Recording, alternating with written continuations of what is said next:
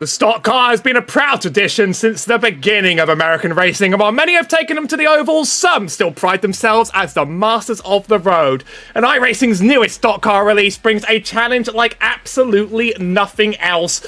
Welcome to the celebration of the past and the present of stock car racing. This is the Mini Stocks National Tour. And it all begins here at Lime Rock Park, one of America's most historic race courses where many a driver started their career. Just 1.5 miles long with 7 turns and that nightmarish hill. We'll be running it as Posey and Newman did back in the day around the blisteringly fast layout with no chicanes. And just let me tell you, if you've never seen these cars run before, around a track like this, it's an absolute joy.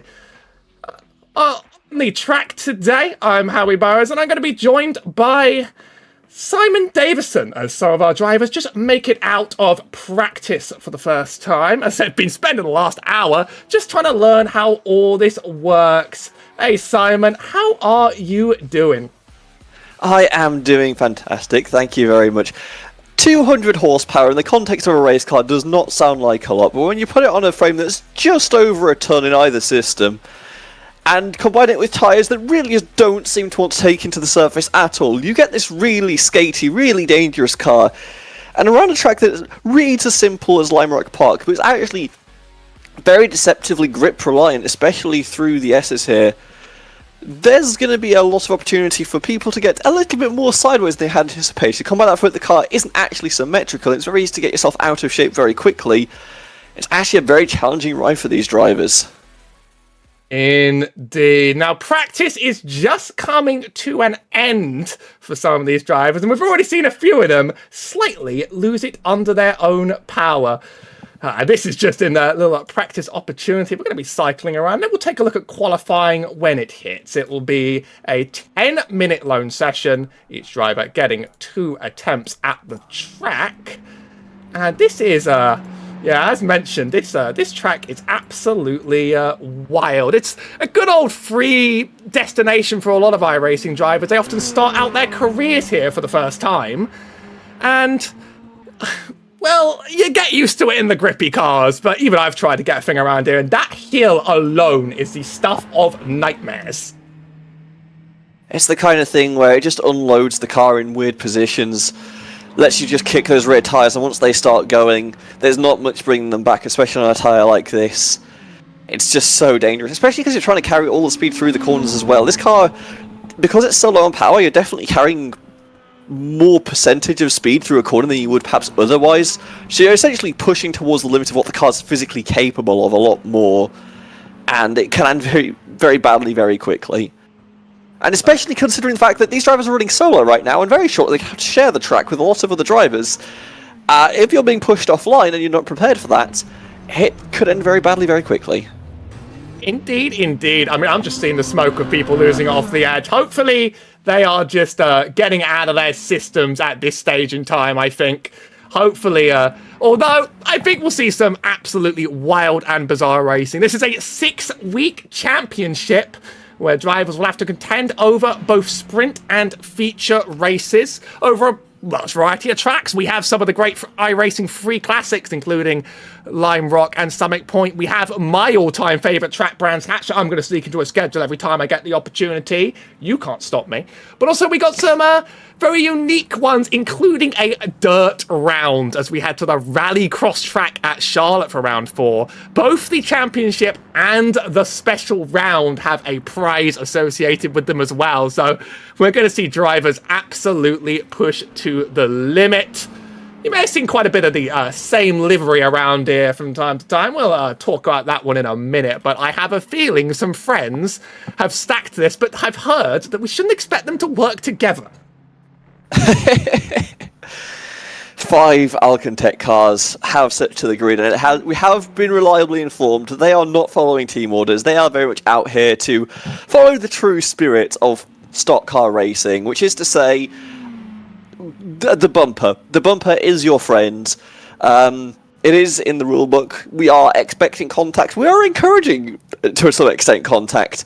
Just, keep it sensible, keep it fairly clean, and just accept the fact that these cars are built to take a beating, would take advantage of it.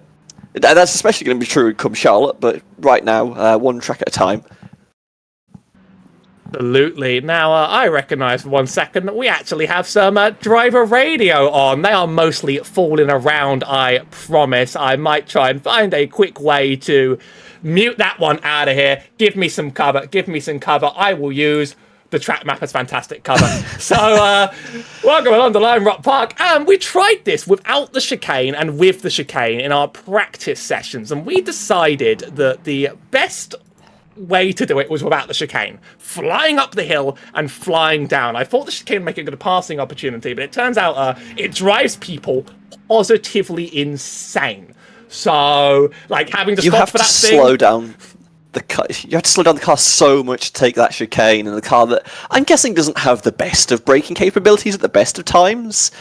Let the cars take the natural flow, and then you don't end up with some ridiculous braking situations. Because I'm guessing this car also doesn't have like ABS or anything like that. Just keep it simple. Let them carry the flow. Let them fight each other. Because especially considering you got the best overtaking, probably in iRacing being the entry to the Big Bend down San Posey Straight. It's just the simple layout is probably the best, as qualifying has now started for these drivers. Yeah, and unfortunately, I've been promised that they are going to look a little bit different next week. I promised that Alcantech are going to bring some variations on their cars. Right now, of course, they're all going to be running this a little bit similar to themselves, but we'll try and help you bring some order to the madness. We have lone qualifying. I gave drivers an extra 2 minutes just to register. See if I can catch a nice on-board lap, though. On-board Anthony Sereno's car. He is our Aeon Esports teammate ringer into intercept and destroy. I'm just warning that we've set him up. He's part of the game. Now, these curbs are looking scary in themselves. See if he can make it around this first lap. Nothing's riding on you, buddy. Nothing's riding on you, buddy, apart from everything riding on you. But we'll take a look at the riding. Sectors. You want to abuse the curbs. That's where the racing line is. You want to get it all the way to the inside here. You want to take that second apex down in through the second part of Big Bend. You want to ride as much as possible. But again, these cars aren't built for this style of racing. It's going to be a handful to keep controlled. Looks like Sereno's doing a decent job so far, though, as he comes through the S's. The off track, of course, as ever, invalidating your lap. Here's the super high set speed hill. It scares me in most cars, just flying up this and flying down the other end, because your car just gets unsettled. It loses all of its weight. The hateful Big Bend I could have made them take if I hated them. But instead, we're going to be doing a very, very high speed one. He's going to make it across the line cleanly at the very least. Not going to help us work out who's the fastest, though. The first lap is set by Eric Blix. He's got a 58.1. All the best drivers here are getting laps in less than a minute. I think I'd probably be a minute or two is my best guess. Getting our first laps on the board. Minute 5 as Sereno invalidates that second lap immediately, probably give you a tow back to pit lane and try and get that one going again as we go towards Jamie Ascaro, who's taken a big chunk of grass there. I'd be surprised if that was legal. Just a bit of a dip here, bit of a dip there. Does this use the old school rules for off-track detection? I think it does, which means half the car off the road is a DQ. That first lap was okay. Oh, that was the out lap, in fact. So this is the first qualifying lap. I've tried doing this once and it scared the hell out of me. I'm loving some of the designs that aren't just the same one that got farmed in over and over. We're seeing quite a few NASCAR replicas. She pre-prepared this one well in advance.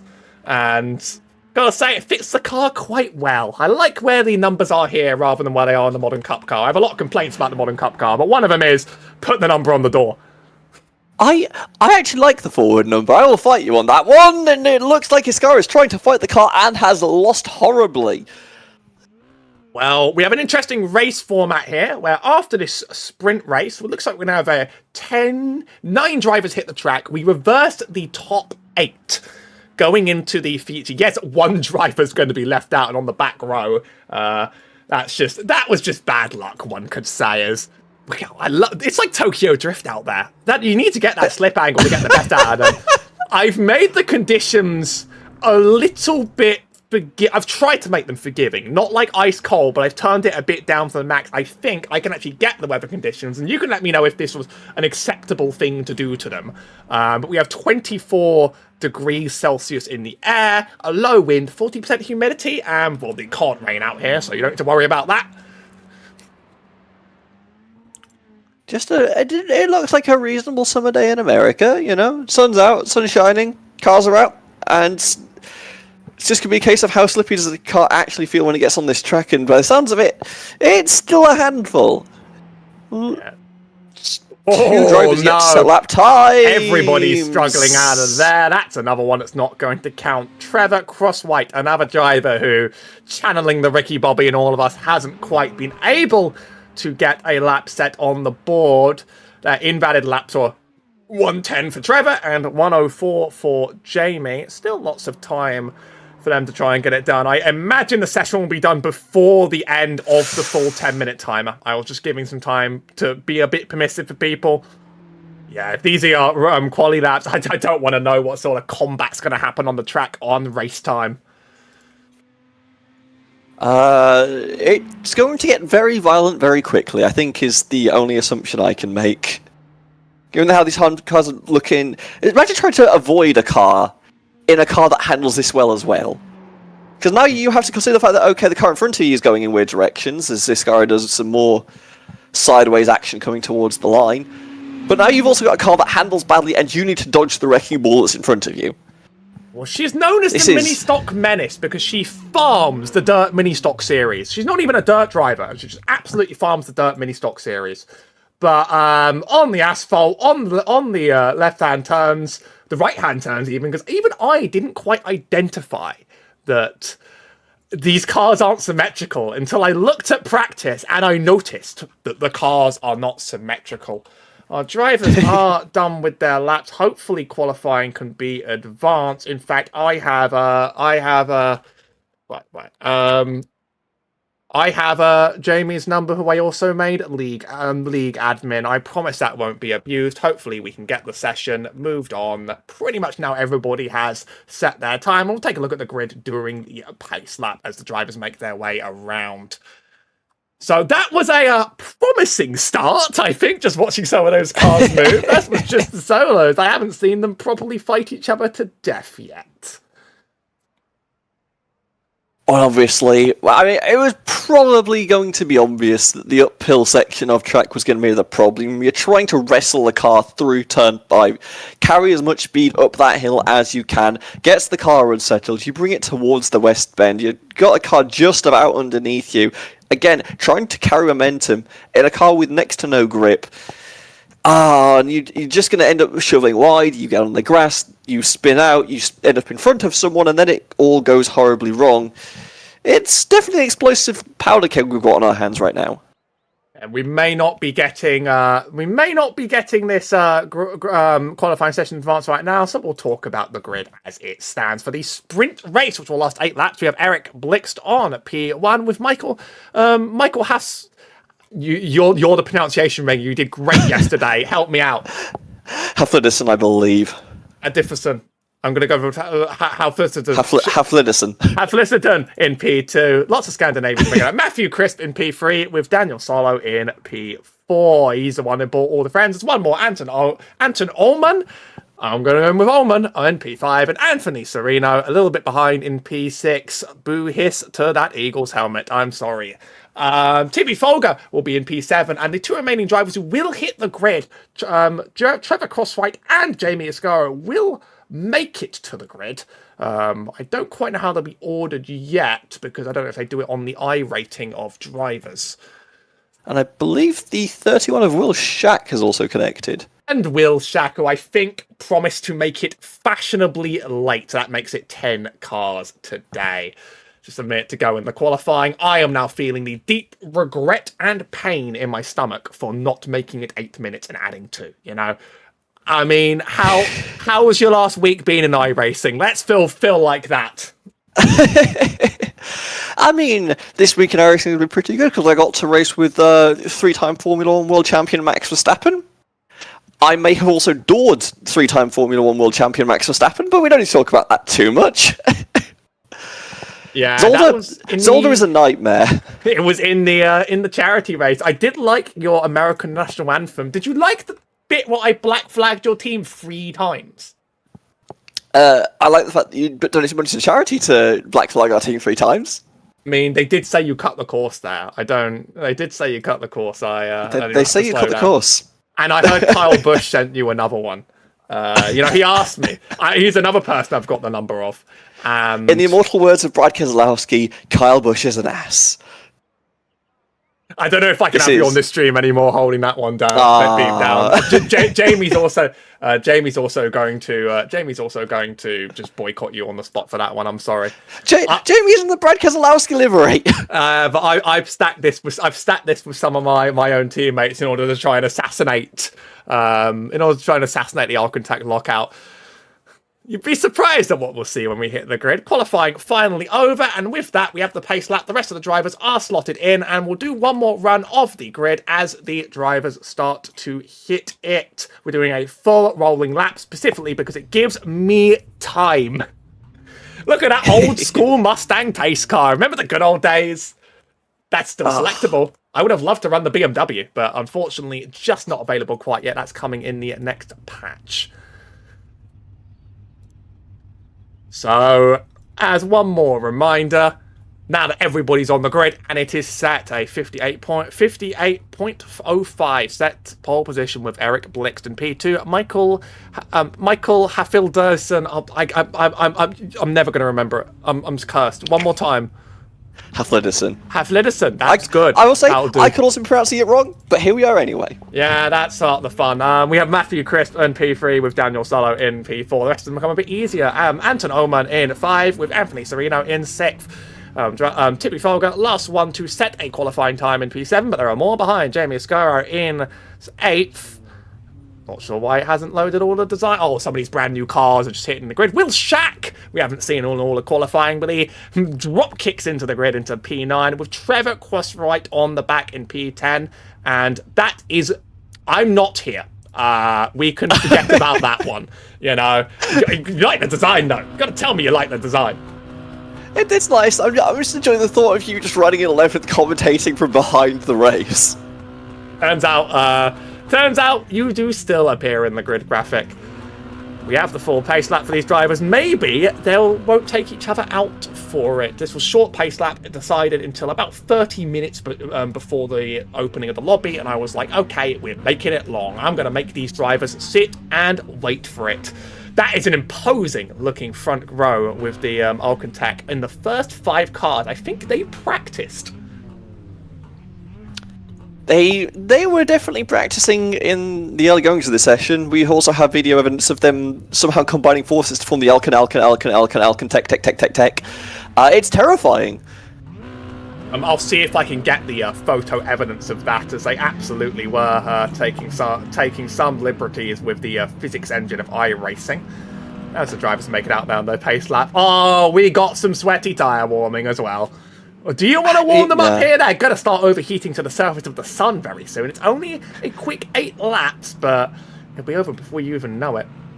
You want some heat in these tyres. I will give a quick shout out though to Daniel Solo in that 13, who we will be able to identify from the other cars, who is leading the Alcan Tech, because it's got the orange wheels going. So thank you, Daniel Solo. They've promised that we will be. They promised that we will be getting more differentiated cars for next week. They're going to bring their absolute best. I think they had to have designed these sort of at the last minute because there aren't many competitive mini-stock leagues, or I hope to see more because these cars are amazing. Have you driven them? Even on the ovals? I have not. Get out there next week when they're not Charlotte. Get out there and do it. It is unbelievable. And even, I'll say, you can even learn to drive them on the dirt, unlike anything else. It's going to be Eric Blixt on the right-hand side, and Matthew, Michael, I swear to God, I'm cursed, not on this day. And Michael in P2 with Matthew Crisp in 3 and Solo on 4. I'm going to try and make some sense of this starting grid with all the cars looking exactly the same. Have patience on my soul. The pace car pulls in, and when he does, Eric is going to get to control this pack. Any second now. He gets to decide when the pack goes.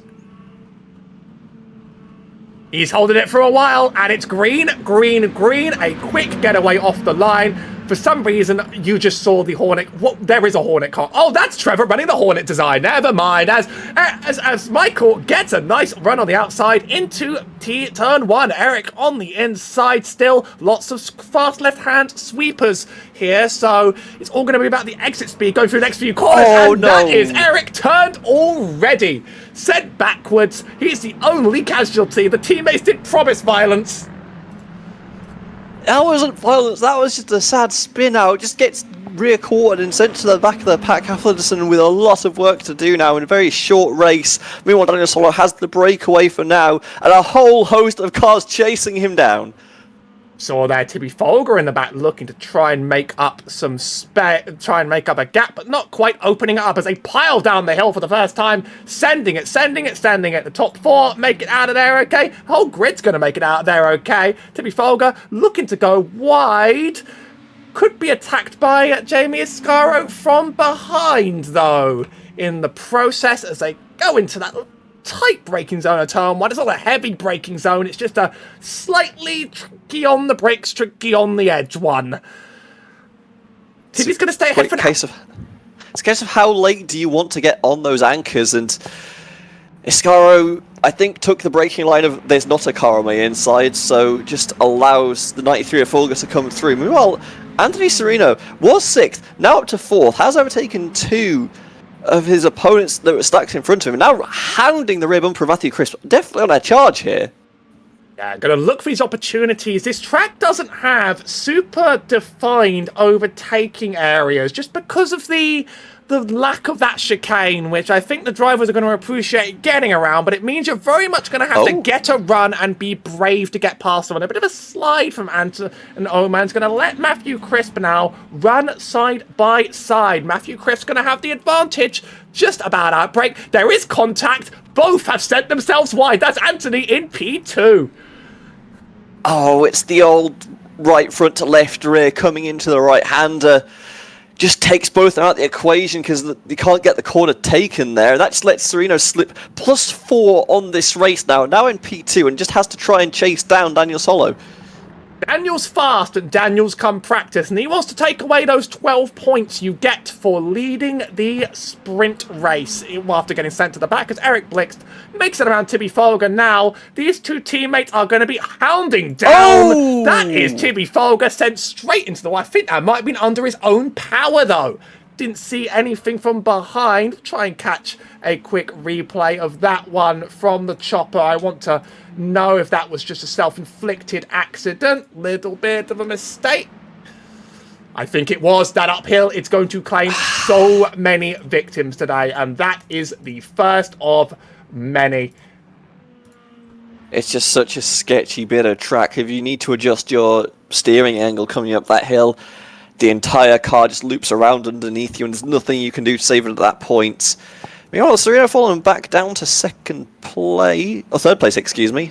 I think he's going to focus on self-preservation, and he's going to focus on a little bit of survival here, as these Alcantech drivers behind are the ones putting on the pressure and putting on the battle. Eric Blixt in the rear bumper. Anthony's not going to want to be involved in too many more of the contacts. He's already seen this team send themselves in some wild spins and wild incidents. Eric's going to close up on the inside, and that looks like it was completely free. The space given. Anthony's going to want to hold on to P4 now. It's actually the only position that gets to stay in its place from the sprint. It's down further behind. That's Michael on the back of Anton Oman. They are trying not to come together again. Michael's going to have the advantage.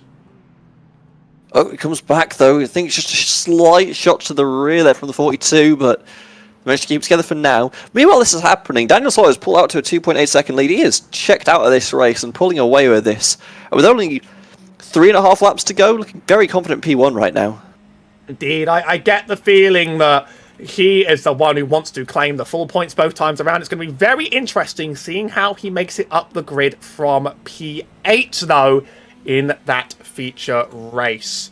We're now looking at the onboard just to get a sense of how scary this car looks out on the grid. That is Daniel Solo with a massive advantage. Apologies for just showing the fastest lap for so long, but hey, it wouldn't be a stream without the occasional tiny little error that I love drawing attention to. A little bit of uneasiness, a little bit of unsteadiness. It feels like every corner is a pure survival challenge. Eric Blick setting the fastest lap, though. Might try and make this charge on Matthew Crisp before the end of the race. Only a few to go. You could see how much counter steer there was Omani's put in the car there just to get it pivoted, though. It wants to go around on you. You're just fighting it, trying to keep it in a straight line. It is a terrifying thing to behold, and these drivers are doing an excellent job of keeping it going so far. And Solo's doing the best job of it right now. That gap has, though, come down. Crisp closing up slightly. Not enough that I'm thinking there's a contestable lead, but there's an outside chance if Solo doesn't keep it clean. I think it's going to be interesting seeing if Eric Blixt makes the gap on Crisp instead, I feel like this is the chase that's really going to happen as we approach 2 to go.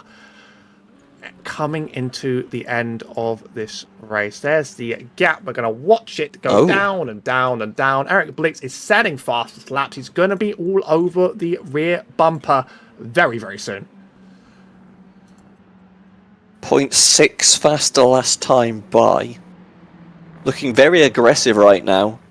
Obviously with the complete lack of anything aerodynamic on these cars. No real air wash to speak of, as it looks like there's fighting further back as Davison is trying to get the inside of Sereno, just about gets there before the uphill. I'm noticing as much as everybody else, by the way, the absolute respect given to non-Alcantech drivers compared to the way they've been punting each other off the road. They'll be the ones to talk about it among themselves, I think. We'll leave the team to settle their own disputes, as Anton Oman looking to try and claim this P6 as the white flag flies for Daniel Solo, who may just claim this race if there's no big catastrophe. Almost have to go around the outside. I think Iscara realised she needs to cover that inside line as best she can, and does a good job. That's Sereno, and that is very far off the track. I think Sereno just had a big losing of it. I'll catch that one, and we'll see what just happened. Must have just been missing the braking zone. Yeah, just trying to make a recovery onto the track. Doing it safely. Trying to carry too much speed into the corner, yeah. It's all for that grid position for later. It's all for that grid position. Here's Eric Blix on the back of Matthew Crisp as Daniel Solo crosses the line just further ahead to claim this sprint win and claim the first points-paying position on the championship. He's going crazy over the line up ahead. So Eric Blix has given up on the chase in order to try and have some fun with that as well. That's going to be our top 3 locked in behind Michael has to say done. Oh, I'm so sorry, Michael. I have a co-commentator who can do all these a lot better than me. Anton Oman in 5th with Jamie Iscaro in P6. Anthony Sereno looking to strike back after that P7 finish, and Will Shack and Tippy Folger finishing at the back. But we're about to reset this grid, and we're about to rack 'em and stack 'em and give 'em another shot, as is Trevor Crosswright. Also, probably killing the car in celebration. Hey, survival is survival. And once you've made the checker flag, you no longer need to survive anymore. Wreck the car however you damn well please. Indeed. You'll get one for free. Don't think about the labour of all of those teammates that go into repairing that car for you. This session will just wrap up soon, then we'll go into some quick replays over the break as we take a look at We have a 5-minute warm-up for drivers to just sort of relax for the feature, and so we're going to have plenty of time to review everything that just happened over that first period, and I believe it started right here with Michael's lap 1 altercation. Let's have it actually focus on that one. Come on. Come on. Show us the money. That's him backwards. Let's show it one more time.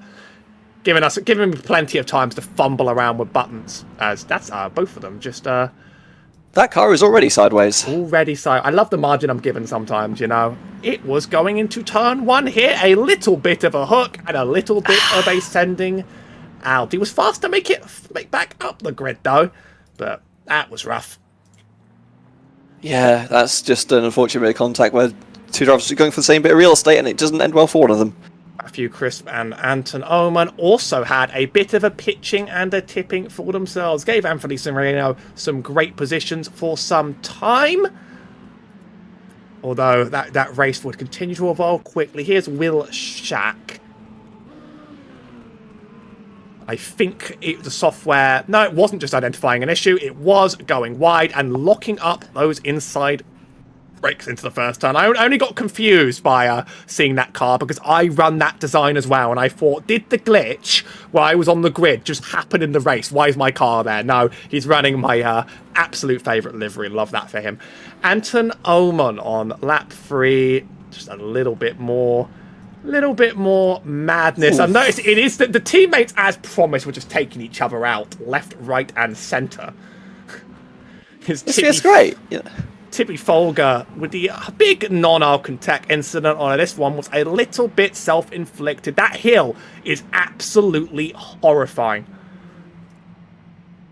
It's like once you start cresting over it, you just end up with all the weight transferring back towards the rear of it. And again, if that steering angle isn't straight, that car is not going straight. This is one of the fears of running the full speed uphill. Here's Trevor Crossright also going a bit wide. And being run over on the way. That's what got sent him backwards.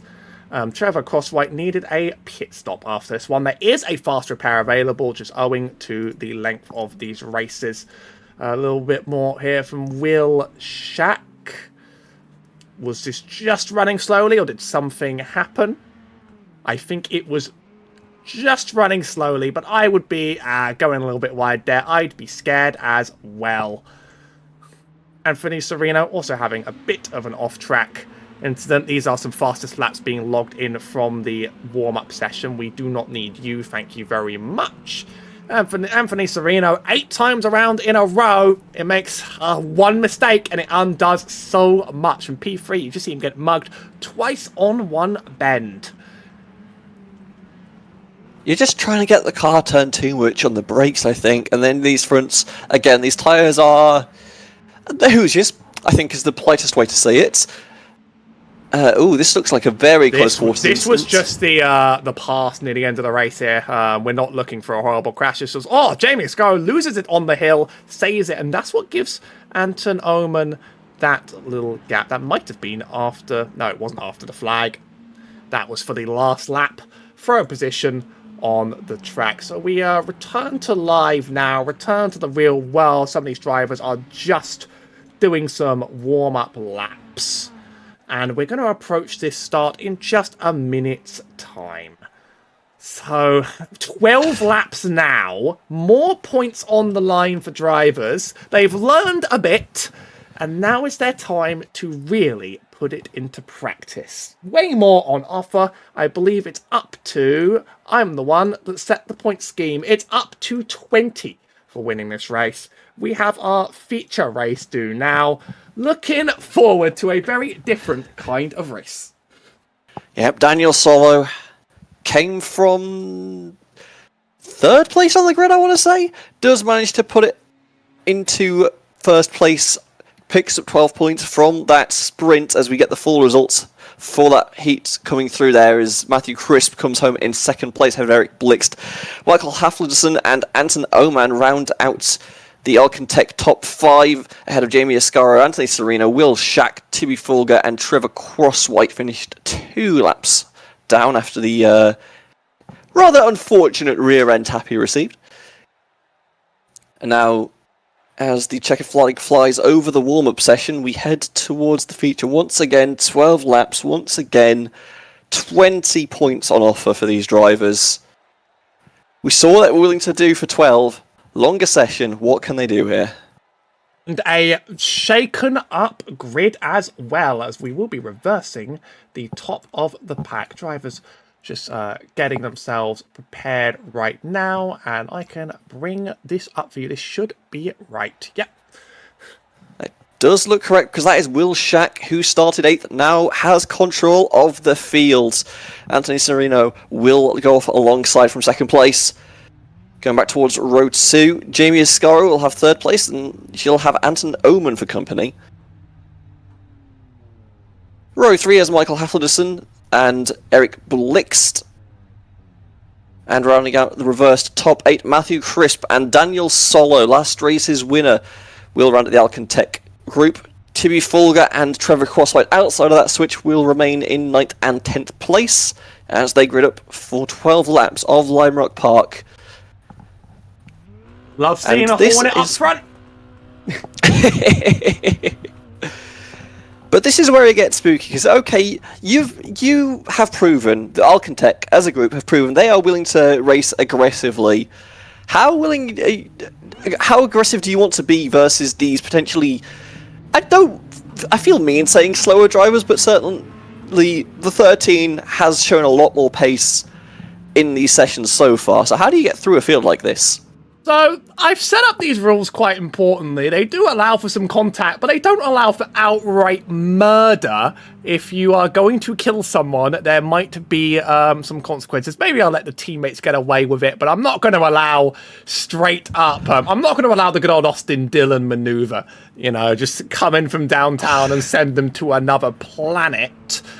I've noticed them be more respectful with drivers that are not quite their friends. But now that they're sort of at the bottom of the bucket, they're crabs at the bottom of the bucket, and they might just try and pull themselves out climbing, pull themselves down climbing out. The good old analogy. I've got it just about right. Well, a bucket of crabs might be an apt analogy, because there's going to be a lot of snapping and claw grabbing and whatever it is crabs do with their claws. 12 laps again. Not many actual overtake opportunities, so you've just got to make them and take them. But Will Shack, the 31 in the Hornet, will have control of the field. They'll go through the final 2 corners as the tension builds. They are bumping on the pace lap. There's an incident behind is my favourite thing to hear right now. They are all bumping behind. I'm fairly sure that this Alcantech group is just pushing each other down towards the Sam Posey Bridge. Pace car pulls away. Shaq gets control of the field. Barney on standby. The green flag flies out Lime Rock Park, and it is a beautiful jump by the 31. Sereno not really there. I can't tell which Alcantech driver is trying to make it through. We'll go 3x2. Why not? It is the 6 of Jamie Ascaro shoved into the middle. 31 and the 94 just about keep it on track, but somehow Michael Havison. Oh, they're all off. Oh, Sereno goes around in the back of the shot. Ascaro takes a heavy shot from Crisp, and I knew it was a counter pick, but I didn't expect to blow up in our faces that quickly. It's absolute carnage. No, There's more. Folger survived it. How? Nah, not quite. I'm getting these cars confused. That's Folger back there, and Anthony Sereno sent right to the back. They were sending it so wide there. That was asking for a mistake. Jamie Ascaro coming into turn 1 was in the middle of 3 wide with another 3 wide behind her. There was no way she was making out of that unscathed, as we see Solo and Chris battling, coming down towards the straight to take the first lap complete. And now, if you're Will Shack, okay, you've let 1 car by, you know you have a swarm of them behind. The gloves have definitely come off in this feature race. They absolutely used that first race to work out how it felt to drive here, and that is... Oh, another one around! That's Trevor Crosswhite in the back, going straight for the toe. I don't know why you toe it quite from that position, but he is gone right back to the pit. He'll be waiting that one out on his return. Oh... incident after incident, and now we have a look at... Oh, that's the 18 going a little bit wide. Crisp just about collects it. Now has pressure from Blix coming up the inside. Can't quite make the move stick. Crisp has the run on the outside, takes a bit of the grass as well. They'll be fighting down into the final corner. It just look like Blix has just edged it out. And now has a run going towards Shaq, who just looks very slow on the racing line. All of the Architect drivers pull out of the line to try and get around. It's just going to have to be a late braking manoeuvre from 31 who wants to keep this position, but doesn't look like he's capable of doing it right now. Michael Hafledison leads, Daniel Solo, Blix, Crisp, Omen and Shaq has shuffled back down to 6th place.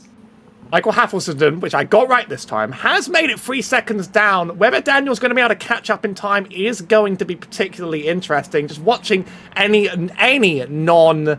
Architect car in an absolute swarm of the bees is a particularly interesting analogy to look at, but Will really got mugged there out of that start-finish. That exit wasn't right.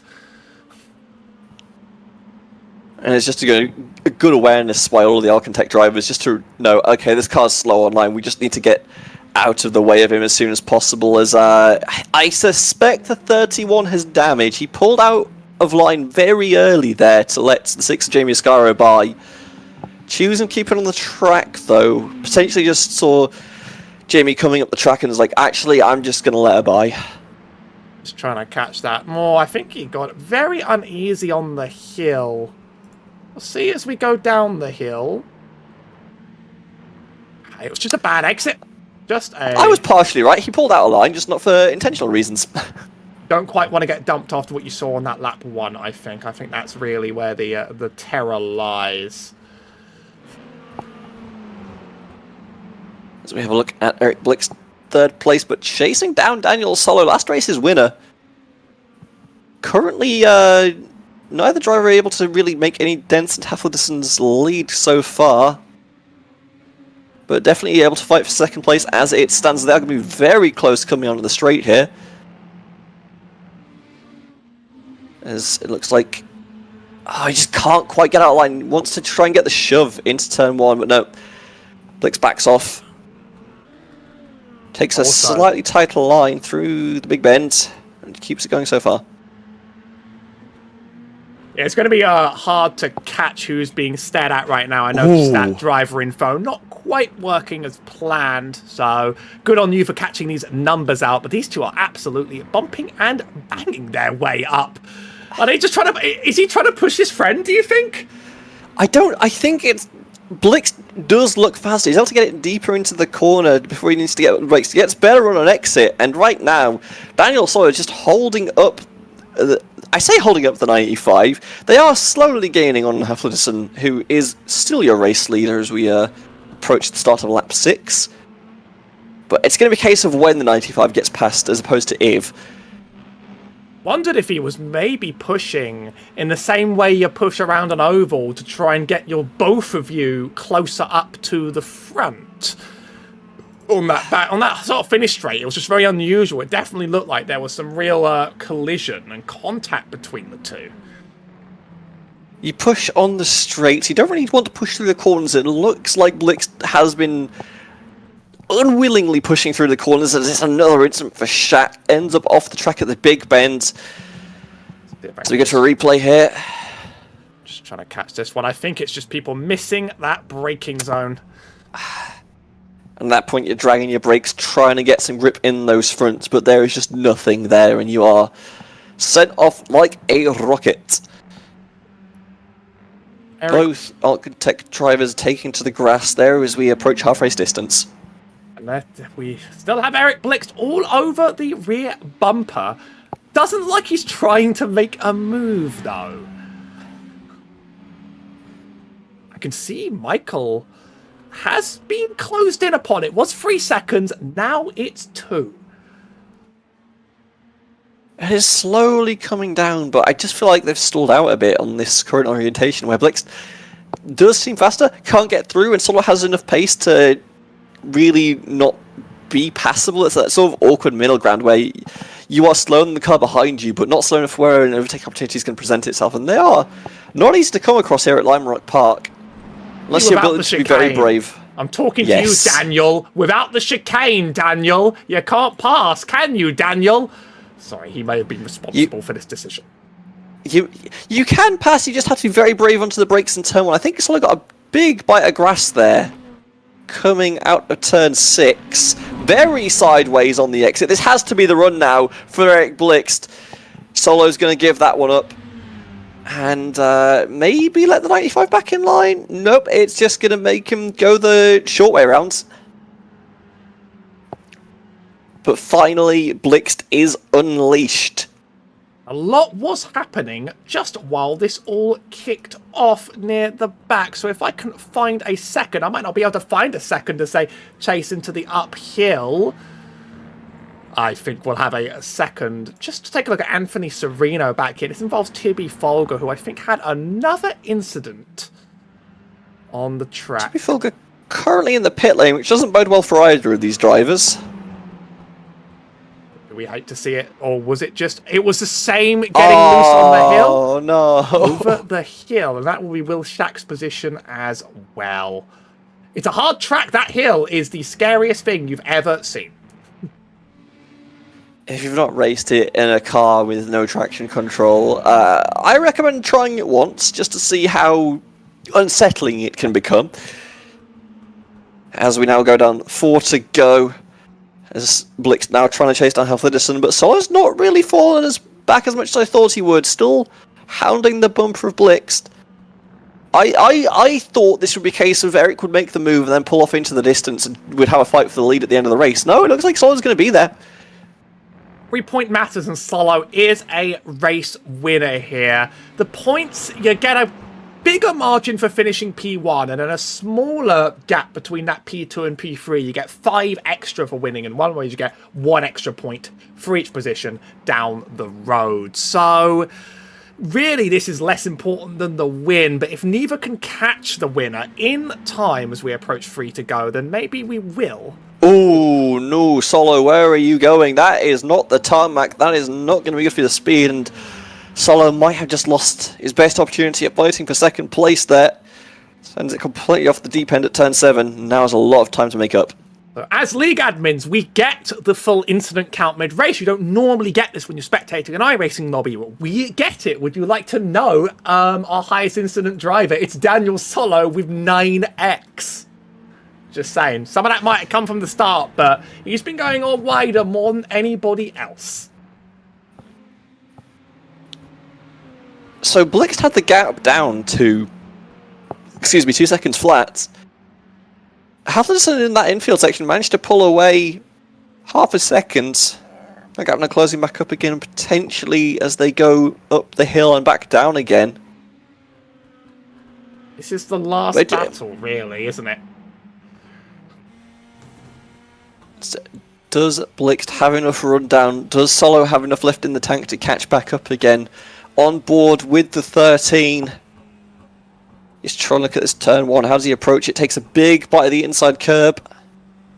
Fighting the car through the corner. Bit of counter steer here. Big bit of counter steer here. Trying to get the car straightened up.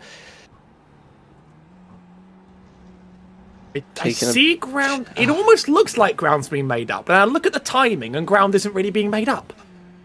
It is not a big gap in visual space, but when it comes to that timing sheet, it is absolutely enormous. Now we're over a second, the gap to Blixt.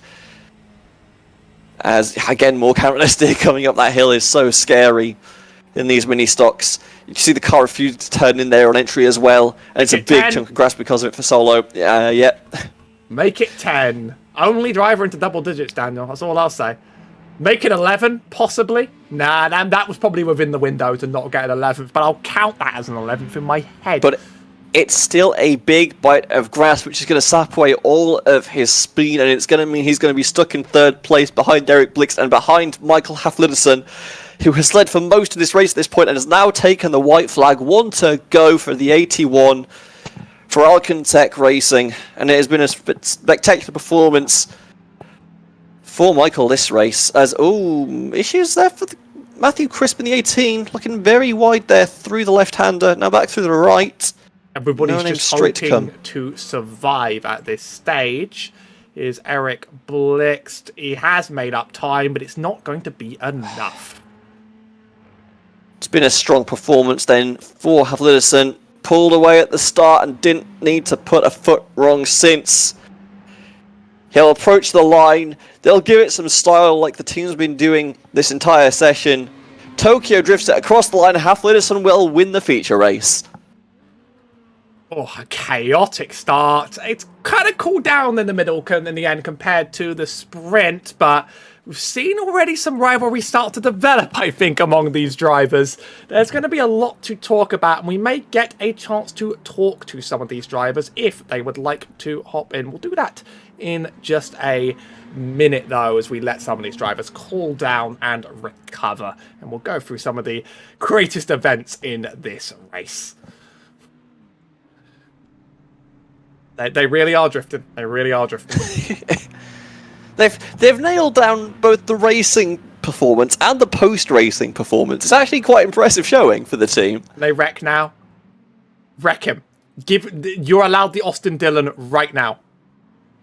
Send him to the Shadow Realm. Solo's trying? Nope, actually gets it parked up perfectly. Excellent drifting there from the 13. There was some shenanigans. If iRacing had a drift mode, you know, like, I feel like there they go. Absolutely sending it. The swarm of angry Swedish bees. Oh, not into the wall. Not into the wall. And the int-wreck attempt there not going as well as you might have hoped there. Well, start talking to some of these drivers bit by bit as we go over some of the incidents and the moments from this race.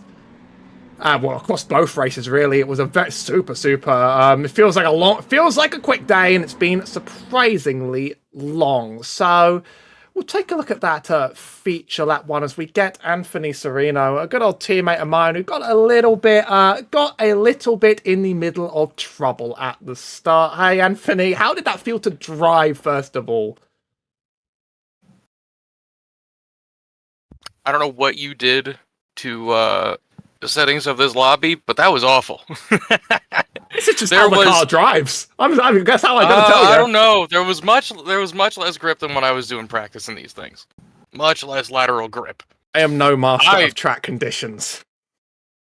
This was just carnage on the start, being swarmed. I think you got very unlucky there. It's really the 18 on the outside, just sort of getting a little bit caught. You do hate to see it because that was a good grid position start as we catch that one last time.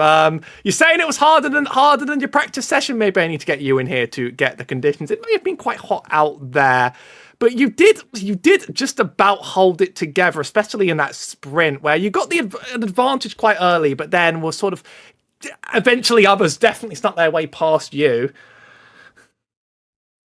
Yeah, no, I didn't have any pace. Granted, that was also... this will be on the record, but I won't lie, I forgot that this was today. Well, I haven't practiced this in about 2 weeks, so you know what? I'm not going to be mad about it.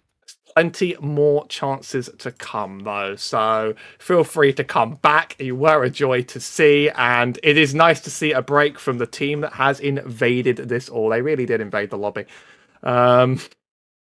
I noticed the car's asymmetrical, by the way. Did you feel that? I only just realised. I was told half an hour before the stream. Absolutely. It turns left a lot better than it turns right. Unironically, it's not like me just making fun of the fact that it's a stock car. It does not like to turn right in the slightest. You guys are really, really, really going to enjoy Brands Hatch, another right-hand turns track, I think. Anyone else you want to shout out at the end of this? No, not really, honestly. Well, it was something. We appreciate having you here, and we'd like to see you back for more. Thanks for showing up. As we go to Will Shack now, who did, I'd say, on the whole, struggled, but I mean, a lot of people struggled today. I've sent you an invite to speak, Will, so you'll need to accept in the in Discord. No one understands how the stages work. I'm telling you. As we go to a replay of the 31 going all the way off track in turn one, excellent timing there from production. Well, I just wanted to pick a replay. We'll wait out. We will get Jamie Ascaro in for now. Maybe we'll get a smooth interview with that one. Hello, Jamie. You Hello. absolutely mobbed by one team in particular. Oh my Wild goodness. That was racing. the scariest race I've ever done. Yeah, that race start was absolute carnage. I don't want to pin the incidents involved there on anyone in particular, but that was just mini stock racing. you've done a lot of mini stocks. If I call anyone to know That what was mini nobody's stocks look fault. That like, was the car's fault. That was the car's fault. That car let us go 3 wide, and that ended badly. 3 wide into Not bad for me though. yeah, 3 wide into. I was 2 wide into it. I was 2 wide in the middle, and then 3 wide on the exit. Oh yeah. Oh, we're very aware. I noticed that they really got their elbows out a lot more after the sprint. Everybody was a bit more careful on that sprint, and then during the feature, like it just became madness. It was pretty fun, at least. It was an interesting way to start the race. But across the 2 sessions, how did that car make you feel around here? Turning right in it apparently isn't easy. No, it's not, because it's not symmetrical. I tried messing with the setup, and the moment I got it symmetrical, it failed tech. So... There's a road setup in iRacing. There's a road setup in iRacing. The road setup I know. And the point is, like, they made a road setup, and then it doesn't even, like, properly get symmetrical the whole way. Yeah, you can't get this car symmetrical without failing tech at pretty much every single track. It's not very good. I should have rigged it up with some more right-hand turn tracks. This was a pretty right-hand turn heavy track. There is one corner on this track called the left-hander. I don't think it gets any more right-hand turny than that. When you can call a corner the left-hander and everyone knows what you're talking about. In defense, there is also a turn called the right-hander that immediately follows the left-hander. So, yeah, I had a good fun with that. Good fun battle with Anton. I think at the end of the sprint, he got the better of me, and I think I blocked him pretty badly coming up to the big hill. Is anyone really in control of their cars at this stage? Is anyone? No. We can get a nice shot of that just in order to relive the trauma. I think it was around here. Let's just wait. It was this lap. This will be the onboard for that lap. It was really good racing with him. Very very clean, respectful, except for me. They were not clean to each other, by the way. No, they weren't clean to each other. The start of the sprint, I think I saw like 3 of them in the grass. It was hilarious. Anyone gets sent backwards, it is them. A little bit of sending each other. I think I'll let them deal with that one among themselves, to be honest. Oh, yeah, the bump and run. That's a squeeze. It's the contact. It's what we all came here for. It is a contact sport, so I think they'll let it slide. And then, I got loose. I got on the throttle a bit too early, coming up over the crest. It's full throttle from like the middle of the corner, but then as you get to the crest, you have to lift off a little bit, otherwise it just gets super loose. And I just didn't do that. And we noticed some other drivers struggling with that hill and losing it themselves. So anyone that kept it around for that long is probably doing themselves a good favour. Any shout-outs, anything else to say before we move on? No, that was really fun. Come and assassinate them next time, okay? Come and assassinate them next time. Someone needs to go in to show dominance. And finally, just ending off, I think Will is here now, so we can get a line in. Honestly, Will, I thought when I saw that another Hornet was out there, I thought that I had somehow accidentally ended up on that grid. You had a hard one out there. I've heard a lot now of complaining that this car doesn't turn right properly, but how did you enjoy it? I was having a good time despite all my highlights, you call them. Because, my story today, or this whole week, I didn't have time to practice enough, and then I realized, daylight savings time, that's going to change change everything. Before, I used to get home and I thought I'd have an hour before this would start, but I got home, so I had to register through remote desktop, and when I got home, I saw qualifying switch over to gridding. So I literally just got home. 3 seconds later, I saw it switch, ran down and set my thing up together. Finished dead last in the heat because my setup was all messed up. Because I had 2 minutes to get set up. And I guess I fared a bit better in the full race, but bit of a struggle. I think the first one's A lot tighter than I remembered. I think the first one's a learning experience for everyone. I think there was a lot of knives out violence in some of the others. Maybe you should consider yourselves lucky that you were slightly out of that one. I was scared entering turn 1. You had control of the field, and then behind you, just everything just explodes. Suddenly, you're being swarmed from all angles. You are almost killed there. I was watching my mirrors, terrified, just like, get out of the way, don't get killed, and it worked until I then drove off the track. But like, we're gonna talk about that. I would have done it too. Why do you think I'm sitting here and I'm not in the car? Hopefully next week I'll have my my scheme actually uploaded. So I do love the Hornet. I did make an actual scheme, so yeah. And then the overlay didn't even recognize it anyway. This happens when you join late. It happens when you join late. Same thing happened to Jamie. Any shout outs for before we let you go? Don't think of anything else. That's all. Justin Reynolds, I do love you, but you were not here in the race, so I'm not just going to pull you up as an audience member participation today. So that was the first round, and I gotta say it was more controlled chaos than I thought it would be, to be totally honest. Did we watch the same lap 1? Oh, maybe that one, but like when I last did a recruitment race, like people couldn't even keep it on the track, like. So I'll take that in this case. I'll take they got it around the track over anything else. But I love getting some of those elbows out. This is a very, very small track to squeeze them into, though. And next week we're going to, I believe it is Brands Hatch on the Indy circuit, a track I sneak into the schedule every time I can, just because I live next to it. It's going to be an absolute treat. Euro NASCAR goes there regularly. We're going to make the cars just a little bit smaller, a little bit less right turny, and we're going to see what they do. I am immediately envisioning turn 1 in this car that wants to pitch left as much as possible, and I sense that gravel trap on the exit turn 1 is going to get a lot of use. So I look forward to it. Paddock Hill, my favourite corner of them all. As we lower it just into the feature results, that's Michael Haflisserden. I did it! Finishing out in P1 with Eric Blixt in P2, Daniel Solo in P3, and Matthew Crisp in 4th. Anton Oman in 5th, with Jamie Escaro in 6th. Anthony, I've been calling him Anthony, even though I speak to him all the time, and I call him Anthony. My brain's getting frazzled. Anthony Serino in 7th, with Will Shack in 8th, Tibby Folger in 10th, and Trevor Crosswhite not making it to the line on that feature. I believe there will still be some points. No, I didn't race, and I won't be claiming points for that. We'll get some points set up for next week so you can see where the drivers stand going in.